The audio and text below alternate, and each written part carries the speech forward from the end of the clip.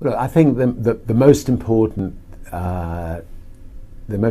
thing about running a company is to remember all the time what a company is. A company is simply a group of people, and as a leader of people, you have to be a great listener, you have to be a great motivator, you have to be very good at praising and looking for the best in people. People are no different from flowers. If you water flowers, they flourish. If you praise people, they flourish, and that's a critical attribute of a leader. There is a very thin dividing line between success and failure. Most people who set up in business without financial backing, they fail at some times in their lives. And I've only just stayed at the right side of that dividing line. For instance, just after we had a record company, I was fed up flying on other people's airlines. I felt that the experience of flying on other people's airlines was an unpleasant one, and I decided to set up an airline. Our bank went into complete panic attack.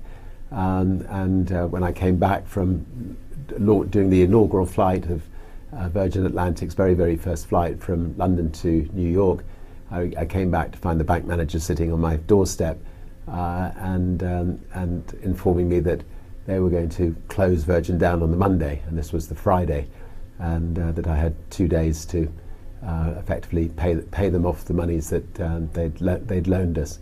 I remember pushing the bank manager out of my house, telling him he wasn't welcome, which is a dangerous thing to do to your bank manager, and then spending the weekend ringing around the world to all of the distributors of our music, asking if they could give us a temporary loan to get us through the following week, which they were good enough to do.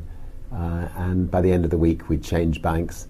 We'd actually managed to find a bank that was willing to lend us 30 times the overdraft facility that our bank had lent us, and we managed to survive. And I think the moral of that story is actually don't think of your bank as somebody that you're beholden to. I mean, people just don't move from one bank to another. Sometimes you need to be willing to step up and move your banks in the same way that you should step up and move your doctor on occasions. Anyway, I learned from that lesson.